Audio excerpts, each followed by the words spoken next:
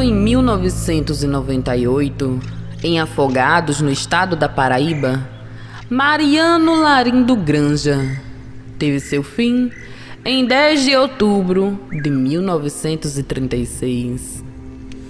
O cangaceiro Mariano adentrou para o cangaço no ano de 1924. Era negro, alto e muito forte. Andava sempre com a palmatória de baraúna pendurada na cintura, com a qual surrava suas vítimas. Acompanhou Lampião por muito tempo, sendo um dos poucos que cruzaram o Rio São Francisco em agosto de 1928, com destino à Bahia.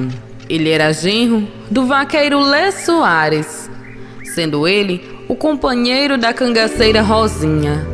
Esta coitada que teve o seu fim a mando de Lampião, pouco tempo após a partida do próprio marido.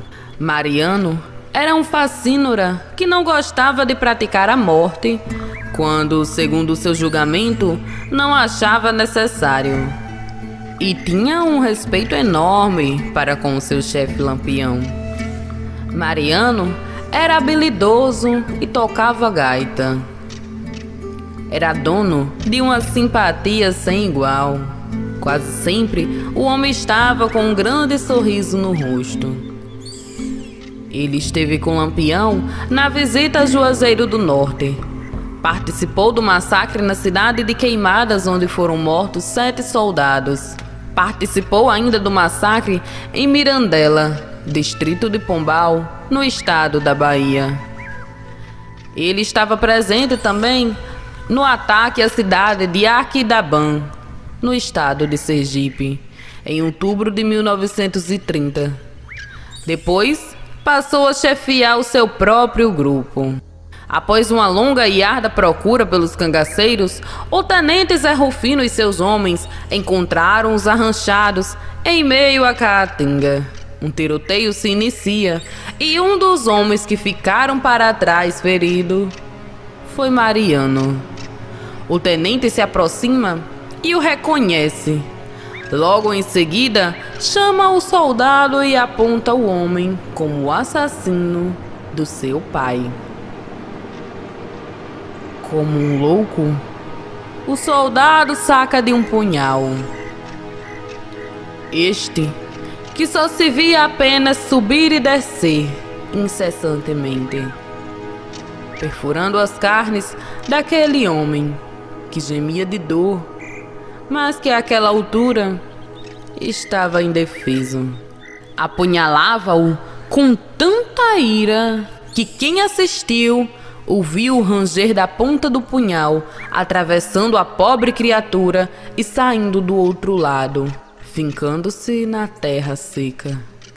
Jamais um homem matou com tanta ira um bandido. Os dedos do cangaceiro tentavam incessantemente afastar dos olhos a pasta de sangue que cobria sua visão.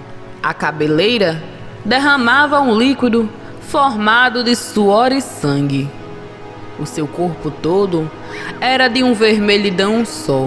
O corpo estava totalmente coberto pelos profundos golpes aplicados pelo policial. Era a vingança do soldado, cujo apelido era Ben-TV. Zé Rufino apenas assistia à macabra cena de violência do seu comandado, sem sequer dizer uma única palavra. Passando-se vários minutos, ele afirma que o soldado tenha cuidado com a cabeça daquele homem, pois ele irá precisar dela. Os dois já tinham certeza que o cangaceiro havia morrido, mas enganaram-se. Mariano continuava a lutar pela vida e em um momento o homem tentou até levantar-se do chão, todo coberto por um enorme manto vermelho de sangue vivo que escorria como uma cachoeira vermelha, banhando-lhe o corpo todo. Era uma cena horrorosa de se ver. O vingador quando viu o cangaceiro tentando apoiar-se para se levantar, mesmo com o corpo coberto pelas punhaladas que havia levado, engatilhou a arma e encostou no peito do assassino de seu pai. Preparou-se para dar o último tiro de misericórdia. O homem caiu. Naquele momento, o seu corpo já estava sem vida. Foram dados tiros a queima-roupa, perfurando o corpo do bandoleiro, que já era uma verdadeira peneira humana. Agora sim, o bandido finalmente se encontrou com a morte. Findou a vida do chefe do subgrupo de Lampião. Mariano fizera muita falta ao bando, pois todos os companheiros gostavam bastante da sua presença. Até mesmo alguns homens que não eram cangaceiros afirmavam que Mariano era um bom homem. Os remanescentes de Lampião disseram que Mariano era um dos que mais tinham humanidade.